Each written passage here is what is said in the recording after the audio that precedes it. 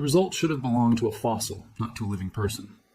Scientists were comparing DNA from indigenous communities across the Philippines when one sample produced a signal stronger than anything they had seen before. It did not point to Spain, China, or Taiwan. It did not even come from another modern human population. Buried inside the genome was ancestry from the Denisovans, an extinct branch of humanity known from only a few ancient bones and teeth. The signal was so strong that researchers checked it against Papuans and Aboriginal Australians, populations already famous for Denisovan ancestry. The Philippine result was still higher. The people carrying that signal were the Ayta Magbukon, an indigenous community from Bataan on the island of Luzon. Their DNA did not make them less human, more primitive, or biologically separate from other Filipinos. Every person alive today belongs to the same species, Homo sapiens. What their genomes preserved was something far more important. Evidence of an ancient meeting between modern humans and another human population that later disappeared. The bones of that lost population are almost missing. The genetic trace remained. That discovery immediately created a bigger mystery. Denisovan fossils had first been identified thousands of kilometers away in Siberia. Another jaw linked to Denisovans came from the high Tibetan plateau. Yet the strongest known Denisovan ancestry in a living population appeared in a tropical Philippine community. No Denisovan skeleton had been found in Bataan. No cave in the Philippines had produced a confirmed Denisovan tooth. The genome was pointing toward a human encounter that archaeology had not yet located. To understand how scientists reached that conclusion, they first had to abandon one of the easiest mistakes in population genetics, treating Filipinos as one uniform group. The Philippines is a nation, but a national border is not a single ancestry. More than 7,000 islands, mountain ranges, forests, narrow sea channels, and long histories of migration have created enormous differences between communities. A sample, taken only from Manila, could never explain the deep history of the entire archipelago. Researchers therefore built one of the most detailed genetic surveys ever attempted in the country. They analyzed roughly 3 million genetic markers from 1,028 individuals, representing 115 indigenous Philippine communities. The project included people from northern Luzon, the Cordillera Highlands, Palawan, Mindoro, Mindanao, and the Sulu Archipelago. It included Negrito groups, Manobo communities, Sama peoples, Cordillerans, and many populations that had rarely appeared in earlier genetic studies. The scale mattered because the old model was simple.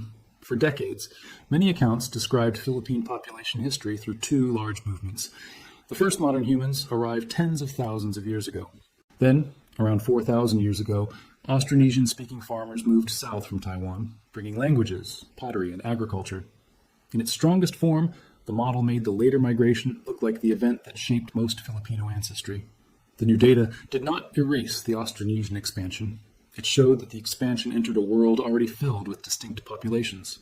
The genome revealed at least 5 major migration waves or ancestry layers over roughly 50,000 years.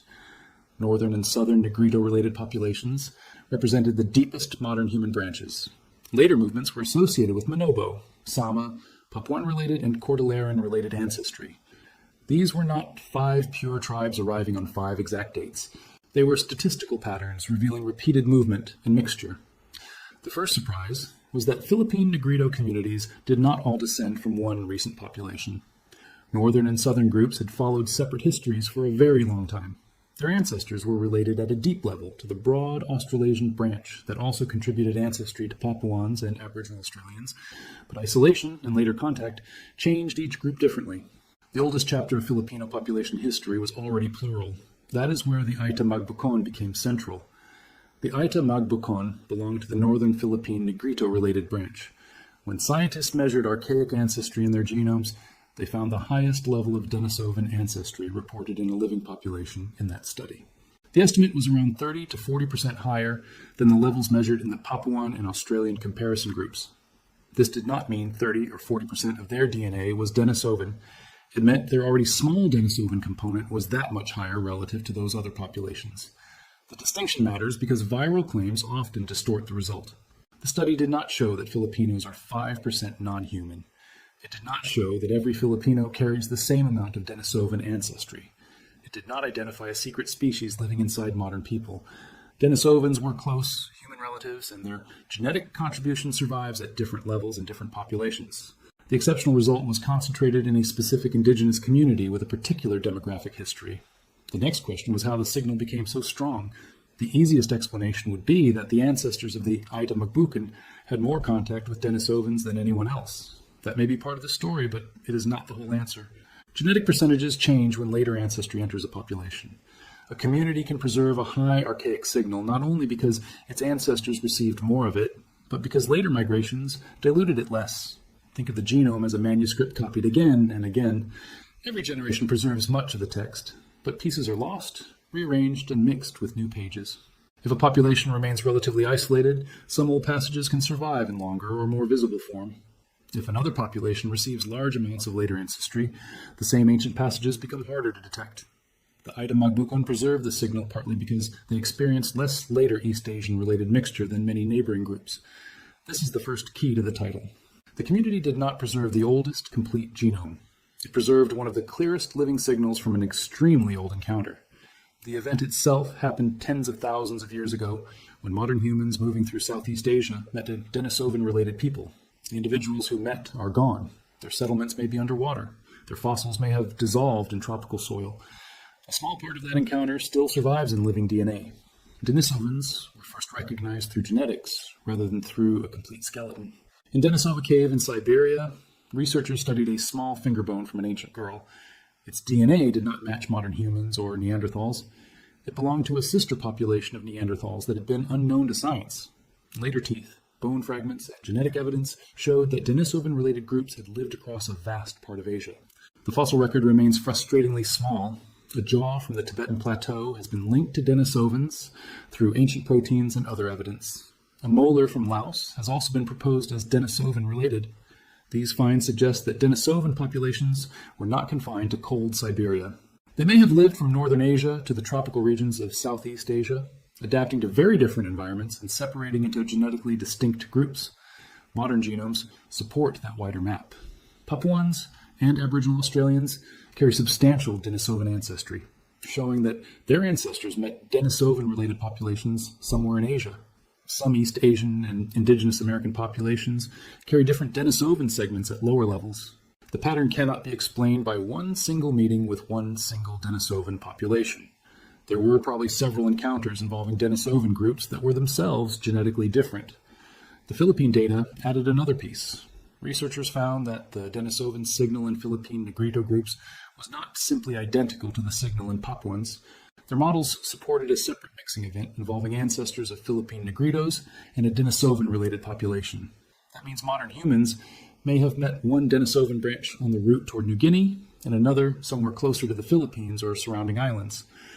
This is where the map becomes almost cinematic. Tens of thousands of years ago, sea levels were lower, the coastlines across Southeast Asia looked different. Large parts of Western Island Southeast Asia were connected to the landmass known as Sundaland. But deep channels still separated many Philippine islands. Reaching Luzon, Mindoro, or other islands required water crossings. These crossings may have been planned, accidental, or repeated over generations. However they happened, people reached places that were never joined to the mainland by a simple dry bridge. A small group arriving on an island could become isolated quickly. Mountains might separate them from another group on the same island. A dangerous sea channel could reduce contact for centuries. Storms, resource shortages, marriage networks, and local conflict could all change who moved and who remained. Over time, isolation would produce genetic drift, the random rise or loss of DNA variants in small populations. Old ancestry could become concentrated in one community and diluted in another. The Philippines therefore acted in two opposite ways. The sea created routes for skilled travelers, traders, fishers, and migrants. At the same time, it created barriers that protected local genetic histories. This combination made the archipelago a crossroads and a collection of time capsules. New populations arrived repeatedly, but they did not erase every group already present. Some communities mixed heavily, others remained more isolated. The Ayta Magbukon result makes sense inside that landscape. Their ancestors carried deep Negrito-related ancestry and a Denisovan contribution. Later population movements transformed the genetics of many lowland communities, especially where trade, farming, and political centers grew. In parts of Bataan and nearby regions, the ancestors of the Ayta Magbukon retained more of the older ancestry. The Denisovan percentage remained visible because fewer later layers covered it. That explanation is powerful, but it also creates a dangerous misunderstanding. Genetic isolation is not the same as cultural isolation. Indigenous communities have traded, married, moved, fought, adapted, and changed throughout history. A genome can preserve an old signal even while language, clothing, livelihood, and social identity continue evolving. No community is a frozen museum display from the Stone Age. The term Negrito also requires care. It is a broad historical label applied to several small-bodied, dark-skinned indigenous populations in South and Southeast Asia. It does not describe one single tribe, language, or recent biological family. Philippine groups placed under this label have distinct names, histories, and identities. The Ayta Magbukon should not be reduced to a scientific category or an archaic percentage. Their community exists in the present, with its own rights and concerns. The study also changed the story of other Philippine populations. Manobo-related ancestry pointed to a movement into the southern Philippines long before the famous Austronesian expansion. Sama-related ancestry reflected another history connected to maritime Southeast Asia and mainland-related populations. Papuan-related ancestry entered parts of the archipelago through later contacts. Each signal showed that East Asian and Australasian ancestry reached the Philippines through multiple routes and at different times. Then came the Cordillerans, whose DNA challenged another assumption. Cordilleran peoples in northern Luzon speak Austronesian languages and are famous for highland farming traditions. Under a simple farming migration model, their ancestors should have arrived with rice agriculture from Taiwan. Genetic results suggested something more complicated. Their Cordilleran-related ancestry separated from indigenous Taiwanese-related groups thousands of years before rice farming reached the Philippines. Some Cordilleran groups also showed remarkably low levels of later mixture, preserving an unusually clear form of Austronesian-related ancestry. This did not prove that every Cordilleran community was unchanged. It suggested that movement of people, language, and farming did not happen as one single package. Ancestors could arrive before agriculture, languages could spread later, farming knowledge could be adopted without population replacement. Once again, the genome refused a simple story. The Philippines was not populated by one ancient group followed by one replacement. It was shaped by many arrivals and many local survivals. Northern Negrito, Southern Negrito, Manobo, Sama, Papuan-related and Cordilleran-related histories overlapped. Some migrations were ancient enough that archaeology has only faint traces of them. Others can be connected to language, trade, or farming. Together, they created the diversity seen today. But the Denisovan signal remained the most dramatic clue, because it reached beyond the history of modern humans. It pointed to another human population already living somewhere in Asia. Modern humans did not enter an empty continent. They encountered Neanderthals in Western Eurasia and Denisovan-related groups farther east. In Southeast Asia, they may also have encountered human populations whose names and fossils remain unknown. The Philippines contains evidence that makes that possibility impossible to ignore.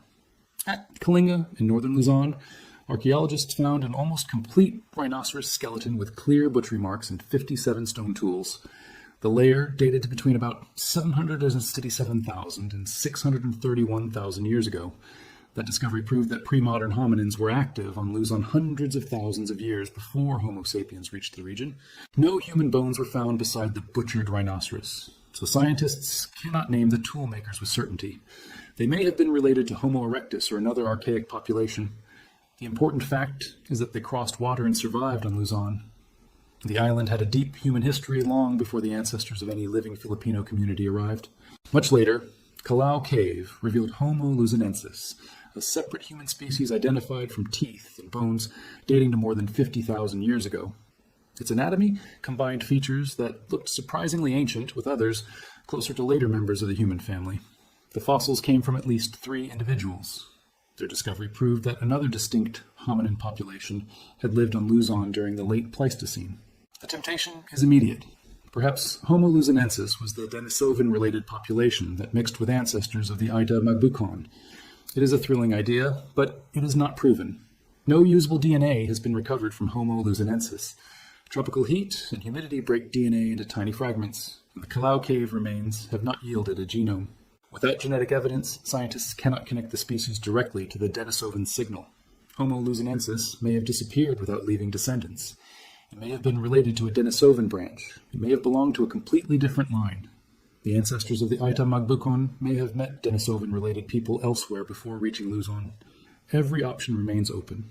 Responsible science keeps the mystery alive without turning possibility into fact. This uncertainty actually makes the story stronger. The DNA reveals that an archaic encounter happened, but it does not reveal the exact cave, island, or population involved. The fossils reveal that strange human groups lived in the Philippines, but they do not yet provide genomes. 2 lines of evidence approach each other across the darkness without touching, The missing link may still be buried in a cave, trapped in a tooth, or lost beneath the sea. The ancient coastlines are especially important. During Ice Age periods, sea level sometimes fell more than 100 meters below the present level. Coastal camps, beaches, river mouths, and migration routes used by early people may now lie underwater. Archaeologists searching only on modern land could be missing some of the most important sites. The place where modern humans met a Denisovan-related group may no longer exist above the waves. Even on land, preservation is difficult. Cold caves in Siberia can protect DNA for tens of thousands of years. Tropical caves often cannot. Heat accelerates chemical damage. Water moves through sediment.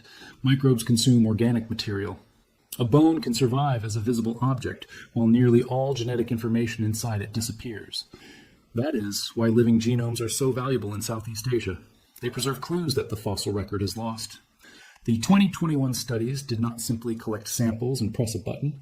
Researchers compared millions of markers, tested different population models, measured allele sharing, and separated Denisovan ancestry from other deep ancestry. They looked for patterns across many communities, not one dramatic individual. The conclusion became convincing because the same relationship appeared repeatedly. More Negrito-related ancestry was associated with more Denisovan ancestry.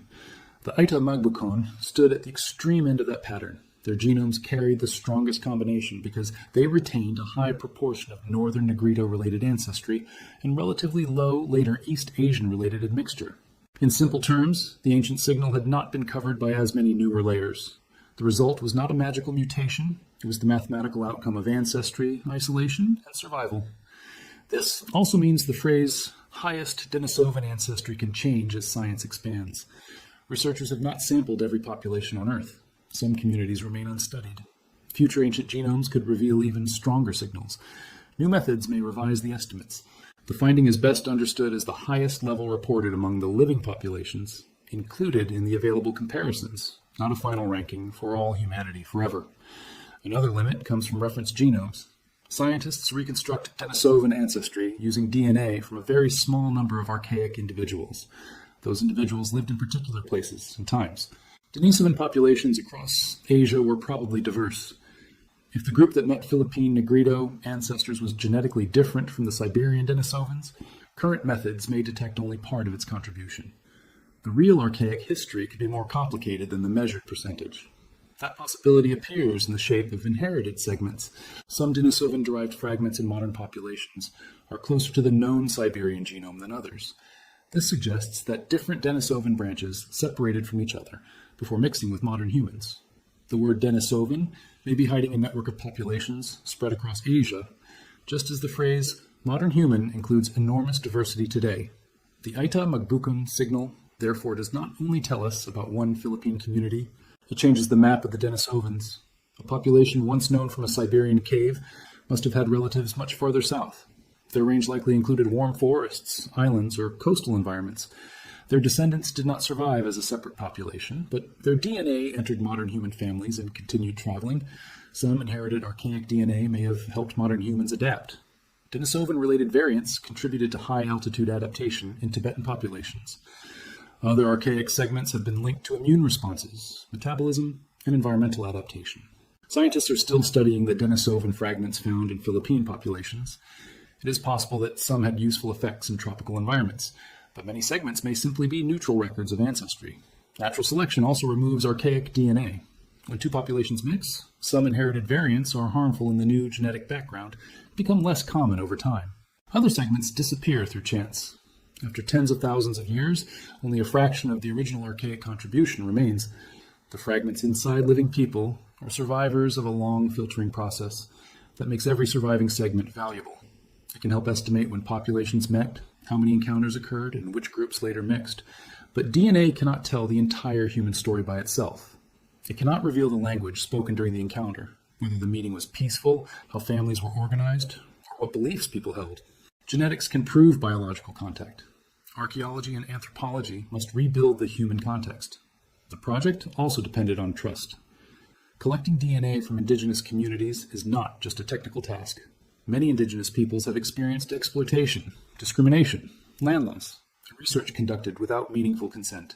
A responsible study must explain its goals, protect personal information, involve local partners, and respect the right of communities to understand how their samples will be used.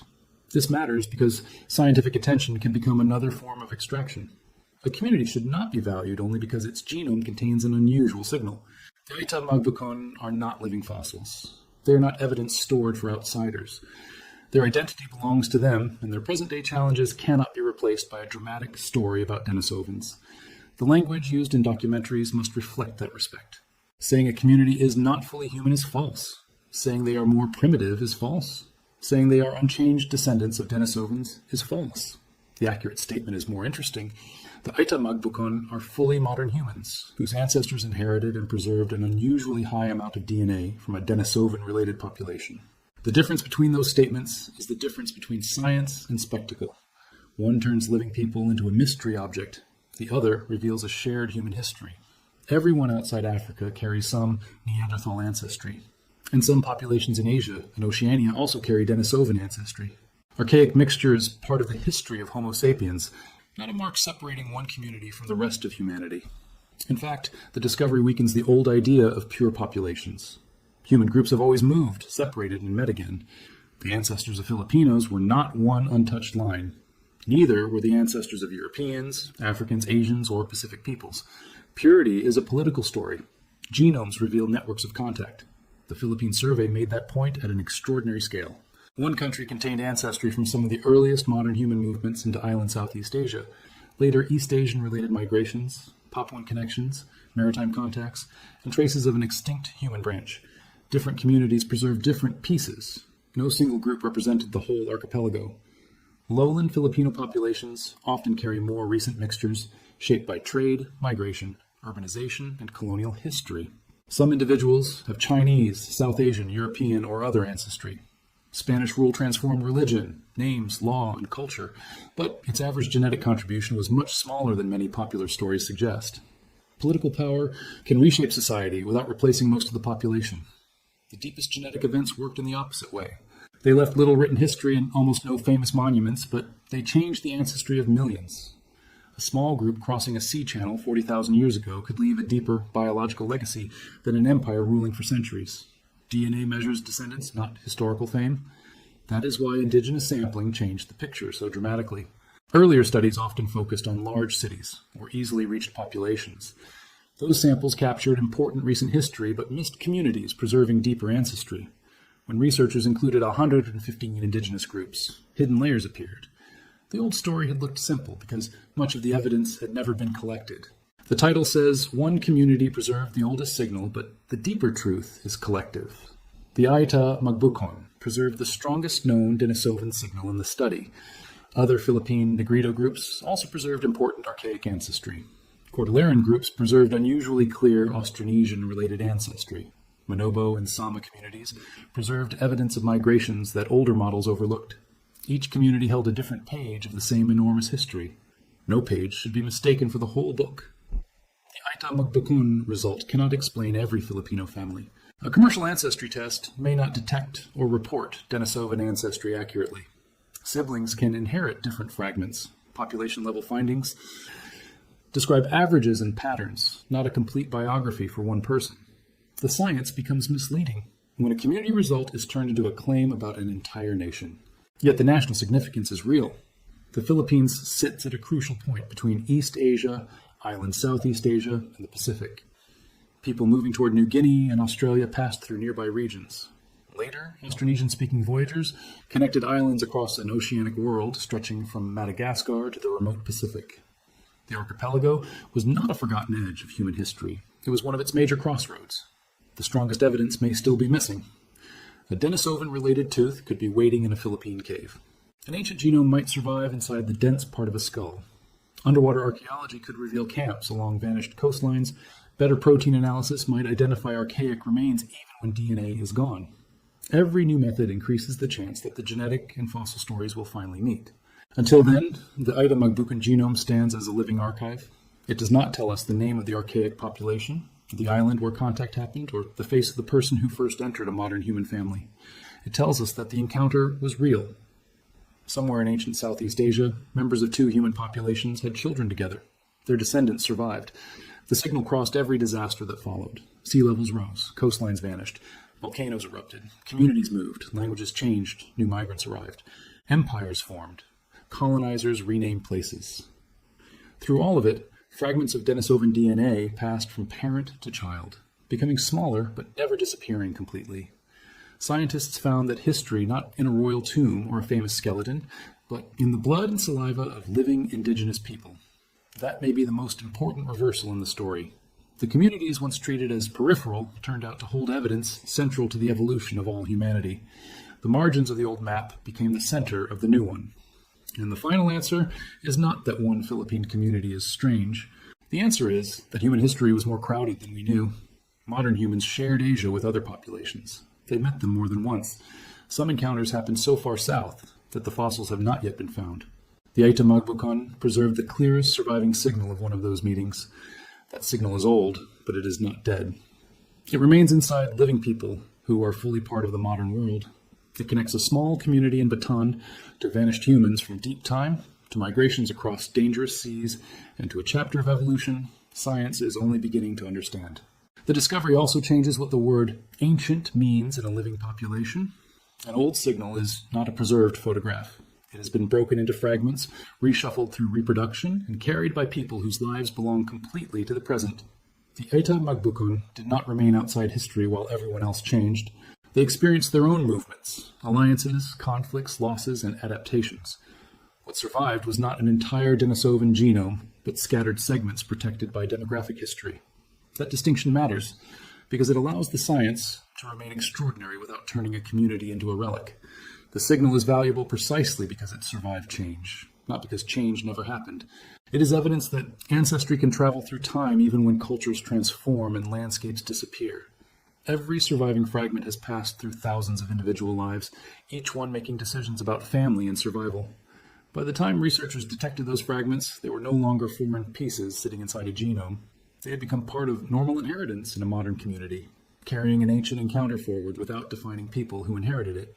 The bones may be missing, the ancient coastline may be underwater, the Denisovan population may have disappeared thousands of generations ago, but the encounter survived because one community carried it forward. That is what the DNA revealed. The Philippines was not settled once. Its people were not shaped by one migration. Its indigenous communities are not minor branches around a single national ancestry. They are living records of separate journeys, ancient meetings, and long survival. And among them, the Ayta Magbukon preserved a signal that should have vanished. Not a sign that they are less human, but proof that the human family was once larger, more diverse, and more connected than any simple textbook map could show. The lost population disappeared. The genome remembered.